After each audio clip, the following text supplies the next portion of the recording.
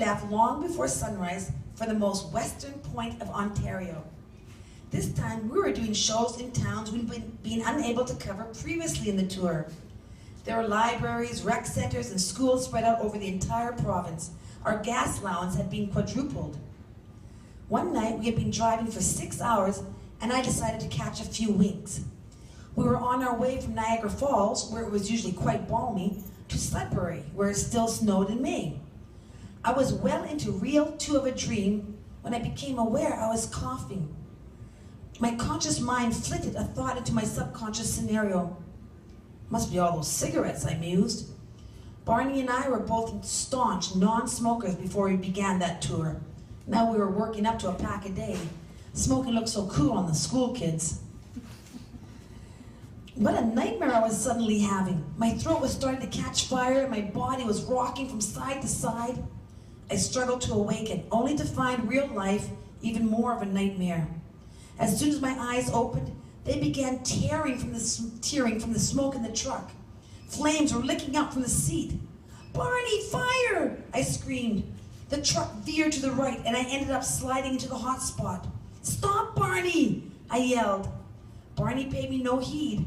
His head was slumped onto his chest, one hand on the wheel, the other holding a cigarette that was burning a huge hole in the truck's upholstery.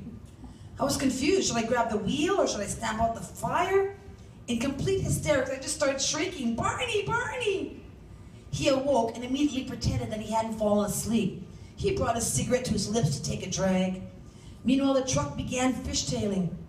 I braced myself, praying the seatbelt would stop me from flying through the windshield when we hit one of the rock cuts by the side of the road. Barney noticed the smoke and more than likely felt some heat by his butt.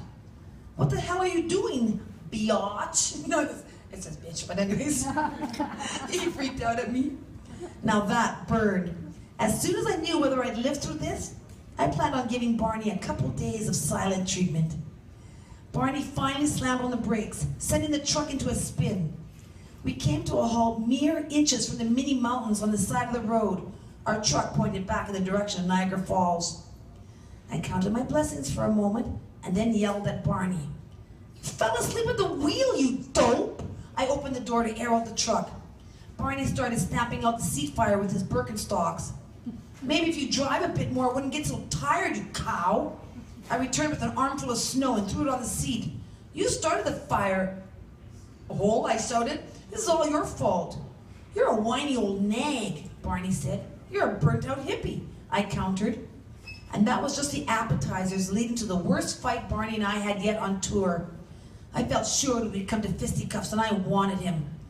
Eventually the yelling was starting to affect our already overworked, damaged voices. Suddenly I did something I didn't want to do. I began to cry.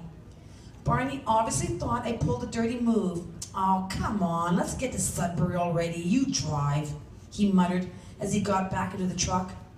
I got into the new bucket seat, lit a cigarette, and took off.